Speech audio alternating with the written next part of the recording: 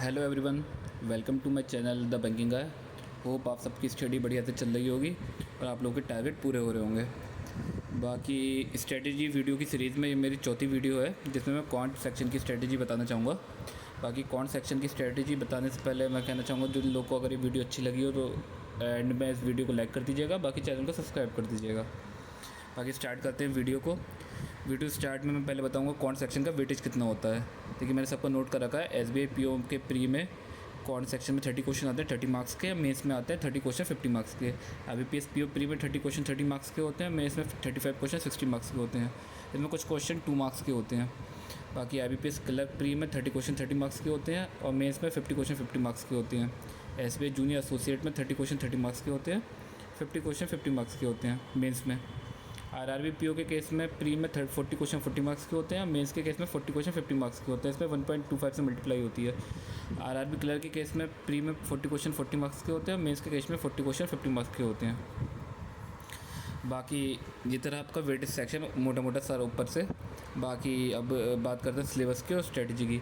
देखिए quant section को बहुत आराम से करा जाता है। ये एक ऐसा सेक्शन है जिसमें बहुत से लोगों को परेशानी होती है, क्योंकि उन लोग की क्वांट, मैंने बहुत से लोग से मेरी भी बात हुई है कि उन लोग को यही दिक्कत होती है कि उनके एग्ज़ाम इसी चक्कर में निकलते हैं, उनके क्वांट इतनी स्ट्रॉन्ग नहीं है। देखिए क्वांट तो एक आपकी फेज़ वाइज ही स्ट्रॉन्ग होती है। आपको स्टेप 1 स्टेप 2 स्टेप 3 करके आगे बढ़ना पड़ता है, तभी आपकी क्वांट स्ट्रॉन्ग होगी। अब बाकी देखिए मैं बेसिक से स्टार्ट करूँगा। जैसे बेसिक में जो सबसे ज़्यादा मेन लोग की प्रॉब्लम होती है वो होती है कैलकुलेशन। लोगों की कैलकुलेशन ही वीक होती है, तो उनसे क्वांट के क्वेश्चन तो सॉल्व हो जाते हैं लेकिन जल्दी सॉल्व नहीं होते। अब जल्दी सॉल्व कैसे होंगे, देखिए उसके लिए तो आपको कैलकुलेशन अपनी इंप्रूव करनी पड़ेगी। अब कैलकुलेशन आप कैसे इंप्रूव करें, मैं उसमें आपको एक तरीका बता सकता हूँ। बाकी आपको तो ये फिर उसको आपको हर दिन उसे रिवाइज़ करना पड़ेगा, तभी कैलकुलेशन इंप्रूव होती है। जैसे अगर आप नए बिगनर हैं, पहली बार स्टडी स्टार्ट करिए बैंकिंग सेक्टर में, तो बाकी देखिए आप सबसे पहले देखिए स्पीड मैथ की क्लासेस या वैदिक मैथ की क्लासेस। अब इसमें आप किसी की भी देख सकते हैं। इसमें आप आशीष अरोरा सर हैं यूट्यूब पे,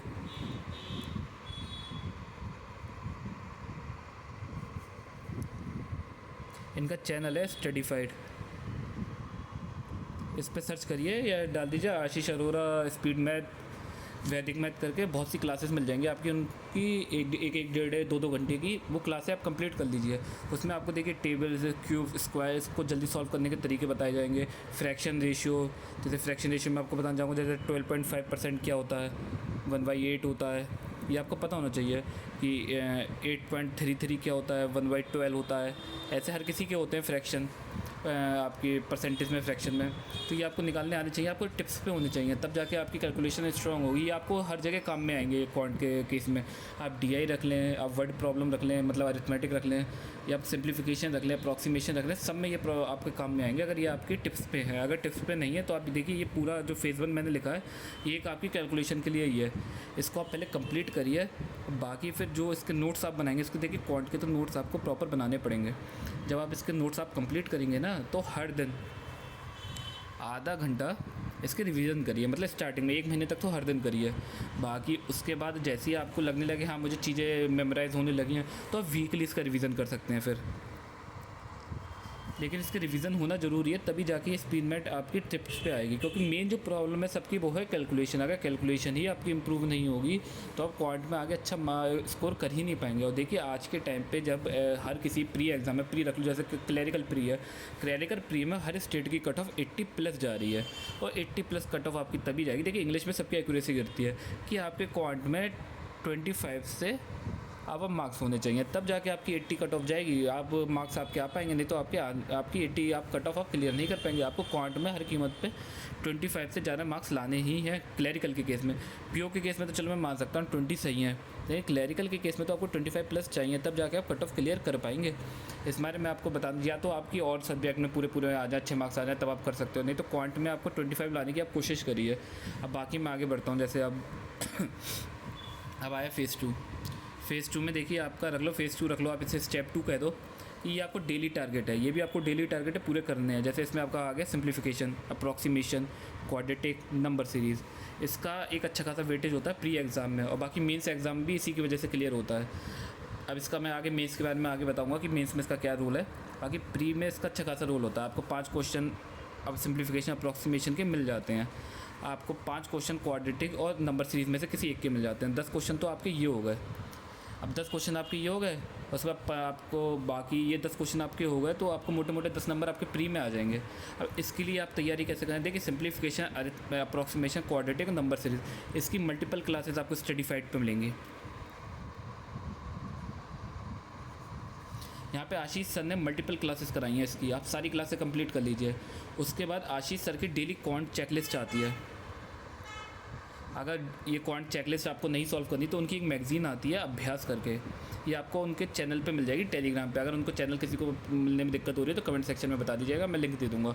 अभ्यास की डेली आपको अभ्यास की मंथली मैगज़ीन होती है ये अभ्यास वाली, इसमें मल्टीपल क्वेश्चन होते हैं और ये क्वांट चेकलिस्ट, ये आप दोनों चीज़ें आप अगर करने लगे ना तो ये आपके हो जाएंगे। आप मतलब आप पर डे अगर ये आपकी, जैसे जब पहली बार आपने सिंप्लीफिकेशन करा, क्वाड्रेटिक करिए, नंबर सीरीज़ करिए, जब पहली बार अगर ये सॉल्व करें आप तो 100 क्वेश्चन तो इसके कंप्लीट कर ही लीजिए। 100 सिंप्लीफिकेशन, 100 इसके क्वाड्रेटिक के, 100 नंबर सीरीज़ के भी मिसिंग के 100 और रॉन्ग के 100, ये आपके जो तो पहली बार में कंप्लीट होने ही चाहिए।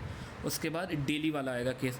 डेली के केस में आपको 10 question simplification, 10 question approximation, 10 quadratic, 10 missing और 10 रॉन्ग नंबर सीरीज़ आपको डेली ये सॉल्व करनी है, तब जाके आपकी रॉन्ग नंबर और मिसिंग नंबर और ये जो आपके सिंप्लीफिकेशन क्वाड्रेटिक हैं ये तब इंप्रूव होंगे। बाकी सिंप्लीफिकेशन और क्वाड्रेटिक तक तो आपका इंप्रूव हो जाएगा जल्दी, लेकिन नंबर सीरीज़ इतनी जल्दी इंप्रूव नहीं होती, क्योंकि एग्जाम में नंबर सीरीज़ किसी भी तरीके की आ सकती है और आपको तब जाके माइंड में स्ट्राइक करेगा जब आपने मल्टीपल क्वेश्चन लगाए होंगे।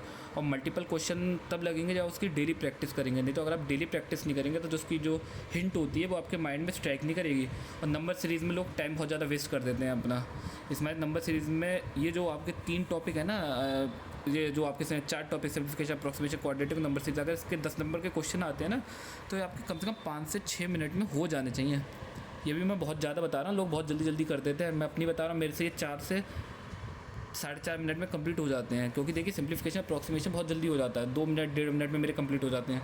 बाकी बात रही नंबर सीरीज़ आती है मैं कर देता हूँ तुरंत, में नहीं आती तो मैं ज़्यादा वेस्ट नहीं करता। इसमें 10 सेकंड 15 सेकंड में मुझे स्ट्राइक हो जाती है कि क्या हिंट है। ये आपको भी ऐसा होने लगेगा जब आप इसकी क्या कहते हैं प्रैक्टिस करेंगे डेली बेसिस पे। बाकी रखते हैं फेज़ 3। फेज़ 3 आगे आपका रखें या स्टेप 3 रखें, ये दोनों मैंने स्टेप आपको बता दिया। स्पीड मैथ आपको डेली करनी पड़ेगी तब जाके आपकी इंप्रूव होगी। बाकी आपका जो ये सिंप्लीफिकेशन, अप्रॉक्सीमेशन है ये भी आपको डेली करना पड़ेगा, तभी जाके आपकी क्वांट में अच्छे मार्क्स आने की संभावना बढ़ेगी। बाकी आप रखते हैं फेज़ 3, इसमें आपका आएगा अरिथमेटिक और DI, ये दोनों आपको साथ में लेके चलनी पड़ेंगी। जब अगर आपने ये कंप्लीट कर लिया ना सिलेबस में आपने ये कंप्लीट कर लिया, उसके बाद अरिथमेटिक और DI इसके भी आपको नोट्स बनाने पड़ेंगे, जिसमें आप DI के नोट्स भले ही ना बनाएं, ठीक है। अरिथमेटिक के आपको हर चैप्टर के नोट्स बनाने पड़ेंगे और ये मैं आगे बताऊँगा आपको नोट्स का कैसे। बाकी बात रही है अब डेटा इंटरप्रिटेशन, ये आपकी होगी DI आपके प्री के एग्ज़ाम में 12 से 15 मार्क्स की आ जाती है। तो आप मोटा मोटा देख लें तो आप सिंप्लीफिकेशन, अप्रॉक्सीमेशन ये सब मिला के आपके 22 से 25 मार्क्स तक का आपका प्री में ये वेटेज होता है। अगर आपने ये कर लिया ना PO में तो इतना ही करना बहुत भारी पड़ जाता है, क्योंकि DI बहुत ज़्यादा कैलकुलेटिव आती है PO के केस में। क्लैरिकल में तो ये 25 मार्क्स के तो हर किसी से हो जाते हैं। बाकी बात होती है 25 से ऊपर कैसे बढ़ें, वो तो आपको जब तक अरिथमेटिक नहीं करेंगे आप ये 25 से ऊपर आप बढ़ ही नहीं सकते। तो बाकी पहले तो मैं DI पे बताऊँगा। अब DI आपकी जैसे 3 आती हैं, 2 आपकी आती हैं क्या कहते हैं मेन DI 5-5 क्वेश्चन की, और एक DI आती है लगभग 2 से 3 क्वेश्चन की, ये आपकी केसलेट होती है। बाकी DI में आपके मैं टॉपिक बता दूँ कौन कौन से होते हैं। टेबल DI होती है, लाइन होती है, पाई होती है, रडार होती है, ट्रायंगुलर होती है, वैन होती है, केसलेट होती है और अरिथमेटिक बेस्ड DI होती है। अरिथमेटिक बेस वाली जो DI होती हैं ये तो आपकी आप मेनली आती है मेंस में। बाकी बात रही है अब केसलेट की। केसलेट में लोग प्री में केसलेट से लोग बहुत डरते हैं, लेकिन सबसे आसान टॉपिक होता है केसलेट वाला। प्री में देखिए आपकी टेबल आ जाएगी, लाइन आ जाएगी, पाई आ जाएगी, रडार आती है PO प्री में, बाकी आपकी वैन आ जाएगा और केसलेट आ जाएगा। बस यही टॉपिक आते हैं। बाकी जो टॉपिक हैं ये आपके उसमें आ जाएंगे क्या कहते हैं 2 टॉपिक, ट्रायंगल और ये अरिथमेटिक वाले, ये आपके होते हैं न्यू पैटर्न वाले में। ये ट्रायंगल वाली मैंने एक करी थी मेरा, उसमें क्या कहते प्रैक्टिस मॉक के लास्ट ईयर के एक मेंस के मॉक में आया था, ट्रायंगल बेस्ड DI, बहुत टफ DI थी ये। बाकी ये दोनों तो आपके हो गए मेंस के टॉपिक, लेकिन प्री के ये 6 टॉपिक हो गए आपके। जिसमें ये जो केसलेट वाला टॉपिक होता है ना, लोग उससे बहुत डरते हैं कि एक पैसेज दिया होता है, इस पैसेज को सॉल्व करना होता है, लेकिन सबसे आसान टॉपिक मुझे केसलेट लगता है। अगर प्री के एग्जाम में जब भी मैं DI सबसे पहले बनाता हूँ ना, अगर केसलेट मेरी सबसे पहले आ गई, सबसे पहले मैं केसलेट ही अटैम्प्ट करता हूँ, केसलेट बहुत आसान टॉपिक है ये देखिए, लेकिन ये आसान आपको तब लगेगा जब इसकी आप मल्टीपल प्रैक्टिस करेंगे। अब डीआई की भी मल्टीपल प्रैक्टिस आपको कैसे करनी है, देखिए पहले तो आशीष सर, अगर देखिए अगर आपने कोई भी कोर्स परचेज़ नहीं कर रखा है तो देखिए आपको वीडियो कोर्स देखना पड़ेगा। वीडियो कोर्स में आपको देखो मल्टीपल फ्री आपको क्लासेस मिल जाएंगी यूट्यूब पे। हर्षल सर पढ़ाते हैं, आशीष अरोरा सर की आपको डीआई की क्लासेस मिल जाएंगी स्टडीफाइड के चैनल पे। बाकी अरुण सर भी पढ़ाते हैं डीआई, उनकी भी हर्षल सर की 360 डीआई की एक सीरीज़ थी यूट्यूब पे आपको मिल जाएगी। आपको अरुण सर की डीआई की क्लासेस मिल जाएंगी यूट्यूब पे। देखिए डीआई तो आपको वीडियो कोर्स से ही करनी पड़ेगी पहले, उसके बाद जाके आपको प्रैक्टिस करनी पड़ेगी। जब आपको वीडियो कोर्स में सारे टॉपिक क्लियर हो जाएंगे तब जाके आप प्रैक्टिस पे आना। अब ये डीआई आपको करनी कैसे है, डीआई के केस में देखिए आशीष सर की आपको अभ्यास मैगज़ीन में अभ्यास है, डेली चेकलिस्ट है, इसमें आशीष सर की बतेरी डीआई आशीष सर इसमें देते हैं पीडीएफ में, ये आप कर सकते हैं। प्रैक्टिस मॉक की ऐप में 100+ डीआई की क्विज़ हैं, वो भी फ्री। बाकी प्रैक्टिस मॉक की ऐप में आपको ये भी फ्री मिल जाएंगे, सिंप्लीफिकेशन और अप्रॉक्सीमेशन, ये भी आपको प्रैक्टिस मॉक की ऐप में मिल जाएंगे। इनकी भी अलग से वो होती है क्विज़ होती हैं कि सिंप्लीफिकेशन अप्रॉक्सीमेशन की एक क्विज़ होती है, क्वाड्रेटिक एक क्विज़ होती है, 10-10 क्वेश्चन की नंबर सीरीज़ की होती है। ये आप डेली बेसिस पर अगर वो क्विज़ भी लगा लेंगे ना, वो ही बहुत ज़्यादा आपके सफिशिएंट होता है प्रैक्टिस मॉक में। ऐसे ही यहाँ पे प्रैक्टिस मॉक की एक क्विज़ में आपकी 2 डीआई होती हैं, डेली आपने अगर 2 क्विज़ भी लगा लें तो बहुत ज़्यादा सफिशिएंट है अगर आप बिगनर हैं, क्योंकि बिगनर के केस में ना धीरे धीरे चीज़ें सॉल्व होने लगती हैं। बाकी आपको मैंने मैगज़ीन भी बता दी, देखिए मैं प्रैक्टिस मॉक भी यूज़ करता था स्टार्टिंग में क्विज़ के केस में। बाकी उसका अब मैं ले आया क्या कहते हैं अभ्यास मैगज़ीन और डेली डीआई की चेकलिस्ट पे, क्योंकि इसमें आशीष सर का कंटेंट बहुत अच्छा है। अभ्यास मैगज़ीन में आप ये मैगज़ीन अगर सॉल्व करें तो आपको लगेगा हाँ कंटेंट उनका बहुत अच्छा है। उसमें आपको वैन की, केसलेट की बहुत अच्छे क्वेश्चन उन्होंने आशीष ने प्रोवाइड कराए हैं। बाकी अब बात रही आपका जो सबसे मेन टॉपिक है, जो सबसे ज़्यादा गेम चेंजर है, वो है अरिथमेटिक। लोग सबसे ज़्यादा इस टॉपिक से बहुत डरते हैं। पहले मैं इसमें आपको चैप्टर बताऊंगा क्या क्या चैप्टर है। आपका परसेंटेज रेशियो है, एवरेज है, एजेस हैं, पार्टनरशिप है, प्रॉफिट लॉस है, मिक्सचर एलिगेशन है, टाइम एंड वर्क है, टाइम स्पीड, डिस्टेंस है, परम्यूटेशन कॉम्बिनेशन है, प्रोबेबिलिटी और मेंसुरेशन। ये ही मेन टॉपिक है जिससे अरिथमेटिक के क्वेश्चन आते हैं। अरिथमेटिक के आपके 10 से 12 वर्ड प्रॉब्लम आती हैं प्री के केस में। अब देखिए, अब मैंने आपको बताया कि प्री क्लरिकल प्री में, देखो पीओ प्री में तो आपको ये नंबर सीरीज, सिंप्लीफिकेशन, अप्रॉक्सीमेशन यही करने में और डीआई करने में ही आपका पूरा टाइम कंप्लीट हो जाएगा, क्योंकि जो उसमें डीआई आती हैं पीओ प्री के केस में वो डीआई बहुत टफ आती हैं। डीआई आपकी बहुत ज़्यादा कैलकुलेटिव होती है। मैं आपको अभी बता रहा हूँ, एसबीआई पीओ प्री दिया था मैंने, इतना टफ पेपर था मेरा शिफ्ट का, मुझे आरआरबी पीओ मेंस उससे ईजी लगा था। एसबीआई पीओ प्री इतना टफ पेपर इस बार बनाया गया था, लेकिन हाँ मुझे नॉर्मलाइजेशन में मार्क्स बढ़ के भी मिले, वो बात अलग है, लेकिन पेपर बहुत टफ था। वहाँ पर उसमें मेरे अटैम्प्ट ही 16 थे, क्वांट में हो ही नहीं रहा था सॉल्व, पेपर इतनी टफ डीआई दे रखी थी उनने। तो ये तो आपको पीओ प्री के केस में तो आपको यही सारे टॉपिक है, डीआई और ये आपके सिंप्लीफिकेशन, अप्रॉक्सीमेशन पूरा टाइम ले जाएंगे। लेकिन बात रही क्लरिकल में, देखो आपका अगर क्लरिकल रख लें या आरआरबी रख लें, आरआरबी में आपके 40 क्वेश्चन होते हैं। 40 क्वेश्चन में आपके सिंप्लीफिकेशन, अप्रॉक्सीमेशन, डीआई तक तो आपके कंप्लीट हो जाएंगे। बाकी 18 से 20 क्वेश्चन आपके पास फिर बचेंगे। अब आरआरबी क्लर्क की कट ऑफ जाती है बहुत सी, यूपी स्टेट में चली जाती है 77 से प्लस में, और ये क्या कहते हैं 80 का तो पेपर ही होता है 80 मार्क्स का। अब यार 77 आप कब लाएंगे, जब आपकी डीआई भी आप अरिथमेटिक जब सॉल्व करेंगे। अगर आपने अरिथमेटिक चैप्टर बिल्कुल ही छोड़ रखा है तो आप ये इतने नहीं ला पाएंगे कट ऑफ के बराबर मार्क्स। ऐसी आपकी और भी रख लें क्लरिकल प्री, जैसे IBPS क्लर्क प्री है, मैक्सिमम स्टेट की कट ऑफ 80+ गई थी इस बार।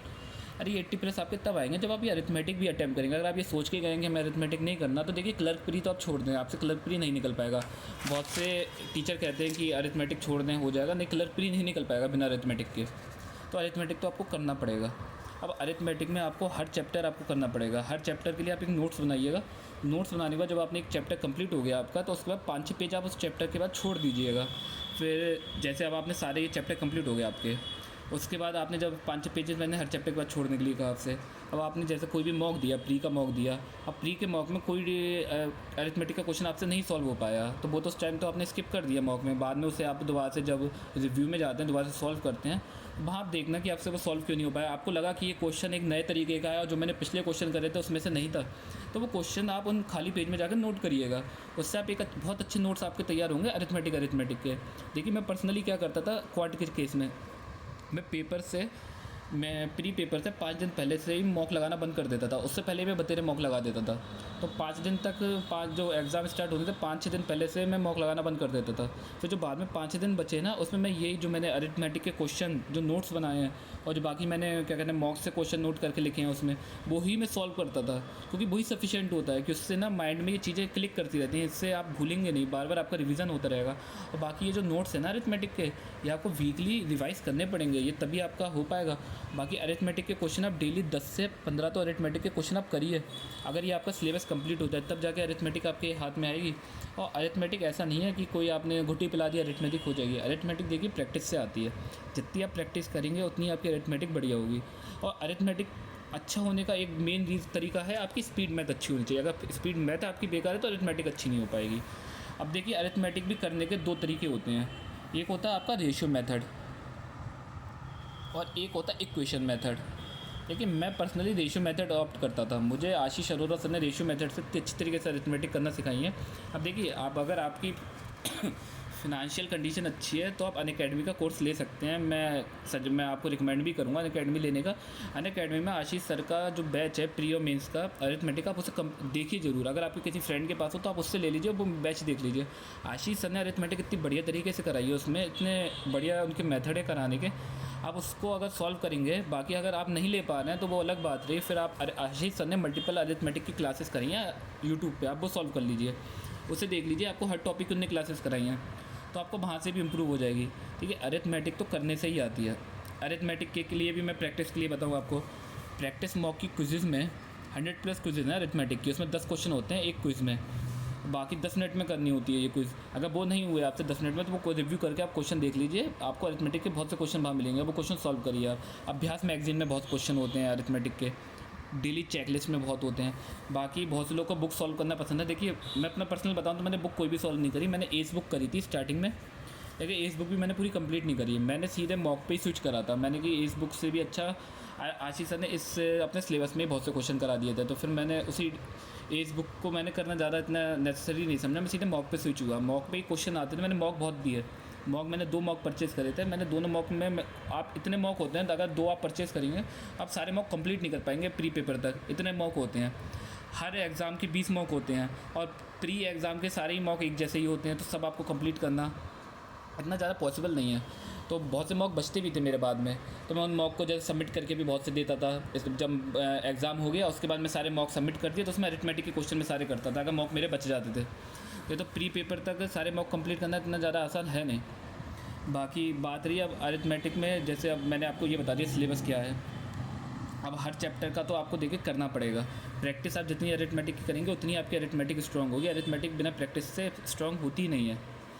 तो और क्लरिकल एग्ज़ाम बिना अरिथमेटिक के आप सोचें हम निकाल दें तो हो नहीं पाएगा। अब देखिए अरिथमेटिक में देखिए कुछ चैप्टर हैं जो आपको बहुत ज़्यादा स्ट्रॉन्ग आपको करने पड़ेंगे, क्योंकि उनके अगर क्वेश्चन आ जाए तो आपको बिल्कुल नहीं छोड़ना है। जैसे वो चैप्टर आपका हो गया एवरेज, बहुत ईजी चैप्टर है। एजिस बहुत आसान है। पार्टनरशिप बहुत आसान है। आपका टाइम और वर्क बहुत ईजी टॉपिक है। बाकी है मेंसुरेशन। ये आपके 5 टॉपिक तो ऐसे हैं आपको बिल्कुल नहीं छोड़ने अगर एग्ज़ाम में आ गए, क्योंकि बहुत आसान टॉपिक है। मैं भी जब स्टार्टिंग में जब मैंने प्रिपरेशन स्टार्ट करी थी तो मैं यही 5 टॉपिक के क्वेश्चन देखता था कि जो मुझसे हो जाए। बाकी देखिए कुछ टॉपिक तो है टफ कि आपको टाइम लगेगा उन्हें होने में, लेकिन 5 टॉपिक में इतना टाइम नहीं लगता। ये 5 टॉपिक इतने आसानी से हो जाते हैं और ये आपके मेंस में बहुत फ़ायदा देंगे, क्योंकि मैक्सिमम इन्हीं में टॉपिक से आपको मेंस में क्वेश्चन मिलेंगे। अब ये आपको एजिस वाला टॉपिक है, इतना आसान टॉपिक है, इसका एक क्वेश्चन तो हलवा होता है एक तरीके से प्री के एग्ज़ाम में। अब आप ये भी आप नहीं करके जा रहे हैं तो क्या फ़ायदा। इतने टॉपिक तो आपको 5 तो होने चाहिए। तो इससे क्या है आपके, अगर ये आप 5 टॉपिक भी अच्छे से कर लेंगे ना, इससे ये आपके जो मार्क्स है ना क्लरिकल प्री में 28 तक आराम से चले जाएंगे। बाकी मैं अपने बताता हूँ, अब मेरे जो SBI प्री में थे, SBI क्लर्क प्री में मेरे 92 मार्क्स थे आए थे। उसमें मैंने जो मेरे अटैम्प्ट थे 96 थे। उस 96 में 35 क्वेश्चन क्वार्ट के मेरे अटैम्प्ट हो चुके थे। ऐसे मेरे RRB क्लर्क में मेरे जो मार्क्स आए थे वो 77 थे। उसमें मेरे बहुत से, उसमें जो मेरा अटैम्प्ट थे ना वो 80 अटैम्प्ट थे। और 80 अटैम्प्ट तब होंगे आपके जब जाके आपको ये सारे आपके अरिथमेटिक के टॉपिक होंगे क्लियर। और देखिए अगर सारे नहीं कर पाए तो ये 5 टॉपिक तो आप क्लियर अपने करिए प्री एग्ज़ाम तक। बाकी आप धीरे धीरे और भी चैप्टर आप करते रहिए, उसमें भी टाइम दीजिए अपना। लेकिन हाँ, ये 5 जो मैंने चैप्टर बताए इन्हें तो सबसे पहले कंप्लीट करिए आप अपना। इसको मैंने तरीका भी बता दिया। अगर आप वीडियो सोर्स से करना चाहें वीडियो सोर्स से कर लीजिए, नहीं तो अनअकैडमी आप ले सकते हैं, नहीं तो आप यूट्यूब पर भी क्लासेस लगा सकते हैं इन चैप्टरों की। बाकी देखिए प्री एग्ज़ाम में आता क्या क्या है आपका। देखो प्री एग्ज़ाम मैंने अभी आपको बता दिया, simplification, approximation, quadratic, number series, DI, ये आपकी क्या कहते हैं 22 टू 25 मार्क्स की हो जाती है। बाकी अरिथमेटिक है, ये आपका देखिए अब इसमें ये भी है आपका 10 टू 12 मार्क्स का हो ही जाता है। तो अरिथमेटिक में भी जो मैंने आपको 5 चैप्टर बता दिया, अगर आप 5 चैप्टर वो भी कर लें तो ये आपका मिनिमम लेके भी चलो ना 22 + 5 आपके 27 मार्क्स तो ऐसे ही हो जाएंगे। और आप अपनी एक्यूरेसी बहुत मेंटेन करिए इसमें। अरिथमेटिक में लोग की एक्यूरेसी बहुत ख़राब हो जाती है सिंप्लीफिकेशन, अप्रॉक्सीमेशन में। जितना आता है उतना ही करिए, ज़्यादा आपको गैस वर्क इसमें करने की कोई ज़रूरत नहीं है। क्वांट एक ऐसा सेक्शन है जहाँ गैस वर्क का कोई फ़ायदा नहीं है। अगर आता है तो करिए, नहीं आता तो बिल्कुल छोड़ दीजिए। देखिए ये तो रही आपका प्री का प्री तो आपको ये करना ही है। बाकी देखिए वो डेली वाले मैंने आपको बता दिए, स्पीड मैंने बता दिया आपको डेली, ये आपको ये सिंप्लीफिकेशन, अप्रॉक्सीमेशन बता दिया, अरिथमेटिक और DI का बता दिया। DI भी मैंने आपको बता दी, डेली 5 से 6 DI आप अपनी कर लीजिए अगर आप बिगिनर हैं तो फिर धीरे धीरे आपकी DI की कैपेसिटी बढ़ती जाएगी, आप करते रहेंगे DI जल्दी जल्दी। बाकी आपका अरिथमेटिक भी आप 10 क्वेश्चन डेली लगाइए अगर आपका इस चैप्टर सारे कंप्लीट हो जाए, सिलेबस कंप्लीट हो जाए, तभी जितनी प्रैक्टिस आप अरिथमेटिक करेंगे उतना फ़ायदा है आपका। बाकी प्री एग्ज़ाम ये देखिए आपका कंप्लीट हो गया। अब देखिए अब सबसे मेन चीज़ होती है, लोगों को ये नहीं समझ में आता कि क्वांट के केस में मेंस में कब स्विच करें। देखिए मेंस में स्विच करने का एक टाइम होता है। मेंस में स्विच करने का टाइम होता है जब आपके क्वांट, मैं आपको PO प्री बता रहा हूँ, PO प्री में अगर आपके प्री में 18 टू 20 मार्क्स आ रहे हैं और क्लैरिकल में 25 मार्क्स आ रहे हैं आपके, तभी अच्छा टाइम है आप मेंस की तरफ स्विच कर सकते हैं। बहुत से लोग स्टार्टिंग से स्विच हो जाते हैं, वो अलग चीज़ है। लेकिन अगर आपको एक प्रॉपर टाइम मैं बताऊँ तो ये प्रॉपर टाइम होता है कि जब आपके PO और क्लर्क में अगर ये आपके 18-20 मार्क्स आपके PO प्री में आ रहे हैं, क्लर्क में आपको 25 आने लगे मार्क्स प्री के मॉक में, तो आप समझ लीजिए अब अच्छा टाइम है, आप अपना मेंस की प्रिपरेशन के लिए स्टार्ट कर सकते हैं। देखिए मेंस भी क्वांट का एक अलग ही टॉपिक है, वो भी बहुत ज़्यादा ब्रॉड टॉपिक है, लेकिन मैं उससे आपको यहाँ शॉर्ट में बता दे रहा हूँ। बाद में कभी हुआ तो उस पर भी एक मेंस में डिटेल वीडियो बना दूंगा, मेंस की प्रिपरेशन के लिए कैसे क्या है, कब स्विच करना है आपको। देखिए इसमें जो DI आती है ना मेंस में, वो मेनली DI आती है अरिथमेटिक बेस्ड। मेंस में अरिथमेटिक किस किस फॉर्म में आता है, आपकी वर्ड प्रॉब्लम में आता है। जैसे आपकी अरिथमेटिक आपकी प्री में आती है, क्वेश्चन होते हैं सीधे थ्योरी वाले। Q1 Q2 आता है, ऐसे कहते हैं क्वांटिटी कंपैरिजन। इसमें आपको 2 क्वांटिटी दे दी होंगी, इसे कंपेयर करना होगा आपको, मतलब 2 आपके वर्ड प्रॉब्लम के क्वेश्चन होंगे, दोनों की वैल्यू दी होगी, तो आपको एक greater than, less than, equal करके ऐसे ही आपको कंपेयर करके बताना है। DS डेटा सफिशिएंसी बहुत ईजी टॉपिक है ये, तो आपका हलवा टॉपिक है, आपको फ्री में नंबर मिलते हैं इसमें अगर आपके, लेकिन ये तब हलवा है जब आपकी अरिथमेटिक अच्छी है। अरिथमेटिक इसी मारे आपको अच्छा करना पड़ेगा, क्योंकि सबसे आसान टॉपिक है DS क्वांट का, ये तुरंत हो जाता है अगर आपने आशीष सर के तरीके से इसे सॉल्व करा हो। बाकी देखिए आपके मेंस के केस में सिंप्लीफिकेशन भी आते हैं, अप्रॉक्सीमेशन भी आता है, क्वाड्रेटिक भी आता है, नंबर सीरीज भी आता है। देखिए अब मैं इस बार की बात करता हूँ। इस बार का जो सबसे गेम चेंजिंग एग्ज़ाम था ना, वो था IBPS PO। इसकी जनरली कट ऑफ गई थी, मुझे प्रॉपर तो नहीं याद है, 2 मार्क्स के अराउंड गई थी जनरल की कट ऑफ। मेंस में 2 नंबर, मतलब आप समझ रहे हैं, लोग को 2 नंबर लाना मुश्किल पड़ गए थे इसमें। ऐसा एग्ज़ाम था ना, मैं अपना बताता हूँ, मेरे बराबर में एक लड़की बैठी थी, वो इस एग्ज़ाम के बाद ना रोने लग गई थी कि वो, मतलब ये समझो लोगों के अटैम्प्ट नहीं हुए थे इसमें, 5-5 6-6 अटैम्प्ट हुए, उसमें भी उनके 3-3 4-4 गलत हुए।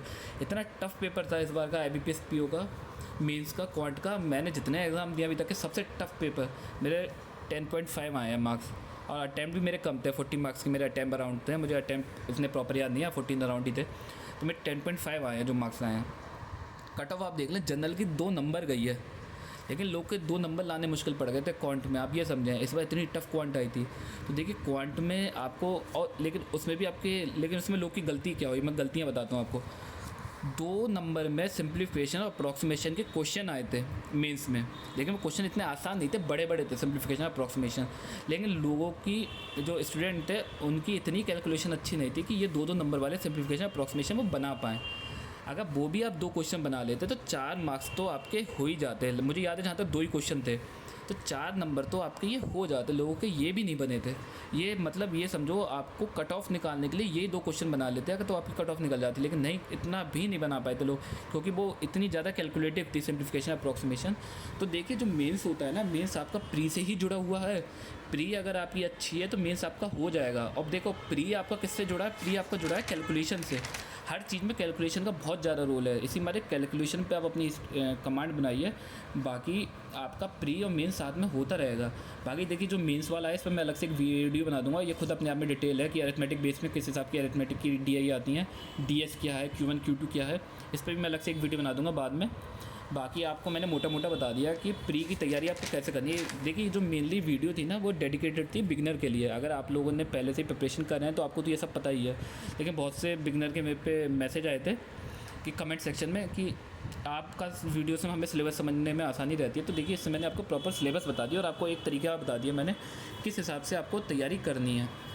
बाकी देखिए अगर आप लोग को और भी ज़्यादा दिक्कत है प्री के केस में तो मेरा टेलीग्राम पे चैनल है, मेरा डिस्क्रिप्शन में, वीडियो के डिस्क्रिप्शन में मैं डाल दूंगा उसका लिंक। द बैंकिंग गाय करके अगर आप टेलीग्राम पे डालेंगे तो एक डिस्कशन ग्रुप खुल के आ जाएगा, उस पे आप अपनी रिक्वेस्ट भेज दीजिए, मैं अप्रूव कर दूंगा, उसमें मैं आपके डाउट उधर क्लियर कर दूंगा। बाकी अगर वीडियो जिन्हें अच्छी लगी हो तो वीडियो को लाइक कर दीजिए और कमेंट सेक्शन में बता दीजिए कि उन्हें वीडियो कैसी लगी।